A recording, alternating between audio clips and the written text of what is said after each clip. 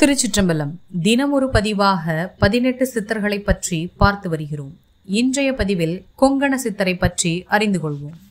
18 சித்தர்களில் கொங்கண சித்தருக்கு மற்றும் ஒரு தனி சிறப்பு உண்டு. ஒரு சித்திரை மாதம் உத்ராடம் நட்சத்திரத்தில்தான் அவர் அவதரித்தார். இவர் பிறந்ததோ கேரளத்தின் கொங்கண தேசத்தில் என்று அகத்தியர் 12,000 நூலும் போகர் 7,000 நூலும் கூறுகிறது. அன்றைக்கு அவை தமிழ் பேசும் மண்தான். அவர் அடிப்படையில் இரும்புக்கலம் செய்யும் ஆசாரிமார்களின் குலவழியைச் சேர்ந்தவர்.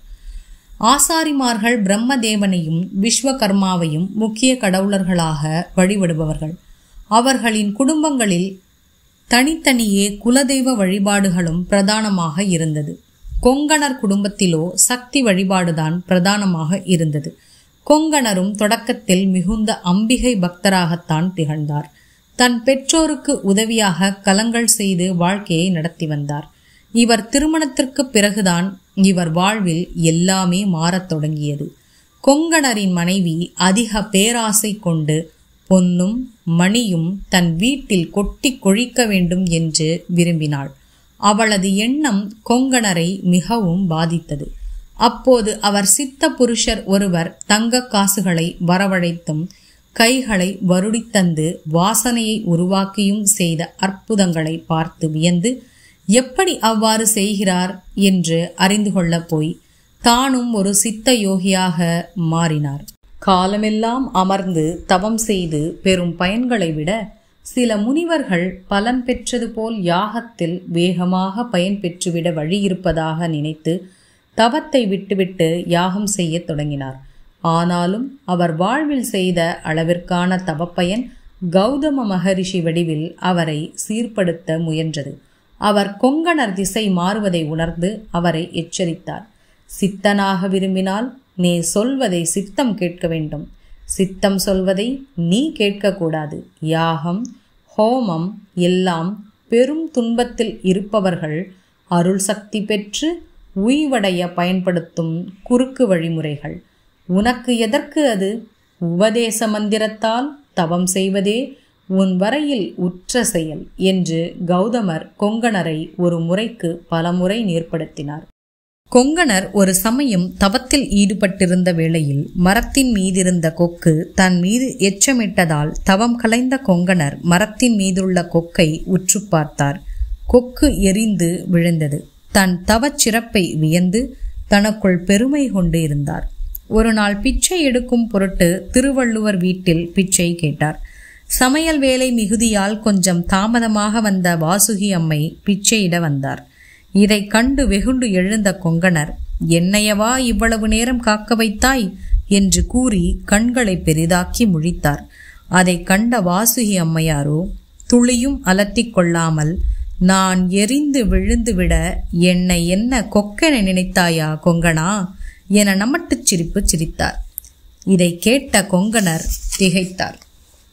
கொக்கு எரிந்தது காட்டில். இது எப்படி அம்மையாருக்கு தெரியும் என வியந்து போனார். பின்னர் அம்மையின் கற்பின் வலிமையை பதிவிரதையின் மேன்மையை நினைந்து அவரிடம் மன்னிப்பு கேட்டார்.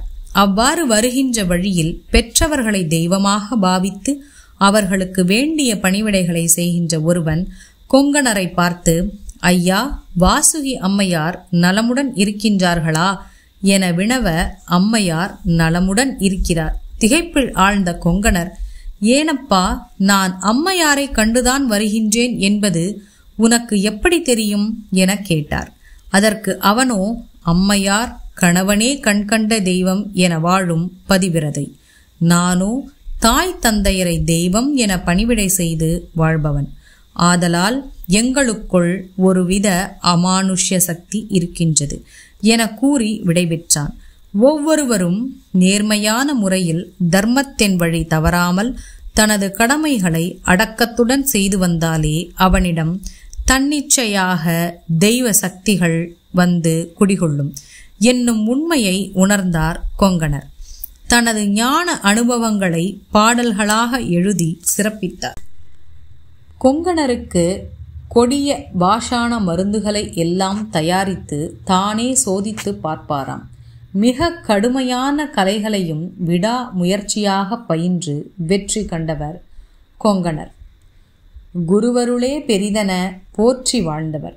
இவரை ஆத்மார்த்தமாக வணங்கி வருபவர்களுக்கு அவர்கள் வாழ்வில் உருவாகும் எந்த நோய்களும் நீங்கும்.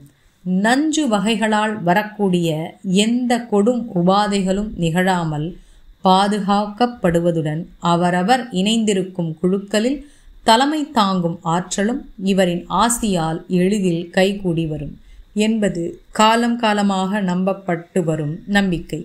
கொங்கணர் எழுதிய பல நூல்களில் முக்கியமானவை ஞானம், குளிகை, திரிகாண்டம் ஆகியவைதான். கொங்கணர் தன் வாழ்வின் இறுதி காலத்தில் ஏழுமலையான் குடியிருக்கும் திருப்பதிக்கு சென்றார். அங்கே அப்போது வலவேந்திரன் என்ற மன்னன் ஆட்சி செய்து கொண்டிருந்தான். அவனுக்கு தவம் என்றால் கடமை என்பது பற்றி விளக்கினார். இது அவனுக்கு பிடித்து போகவே அவரது சீடனானான். அங்கேயே சில காலம் தங்கியிருந்த பல நூல்களையும் எழுதிய கொங்கணர் திருப்பதி திருமலையின் கோயில் குளத்தின் தெற்கு பகுதியில் 8ஆம் படிக்கட்டில் அடக்கமாகி இருக்கிறார். அங்கே செல்பவர்கள் கொங்கணர் ஏற்படுத்தும் அதிர்வுகளை இன்றும் உணர முடியும் என்று ஆன்மீக நண்பர்கள் சொல்கிறார்கள். தன் எழுத்து, சொல், செயல் மூலமாக 800 ஆண்டுகள் 16 நாட்கள் இந்த உலகில் பூத உடலோடு வாழ்ந்து பல்லாயிரம் மக்களுக்கும் பல அற்புதங்களை செய்த கொங்கணர் கொடுப்பது எல்லாம் நலமே. ஆகவே அவரை மனதார நம்பி வணங்குவோம்.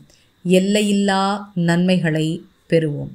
கொங்கணர் சித்தர் உத்திராட நட்சத்திரத்திலே அவதரித்ததால் உத்திராட நட்சத்திரத்தில் பிறந்தவர்கள் கொங்கண சித்தரை வழிபட்டு வாழ்வில் அனைத்து நலன்களையும் பெறுவோமாக. திருச்சிற்றம்பலம். நாளைய பதிவில் சட்டைமுனி சித்தரை பற்றி அறிந்து கொள்வோம். இணைந்திருங்கள்.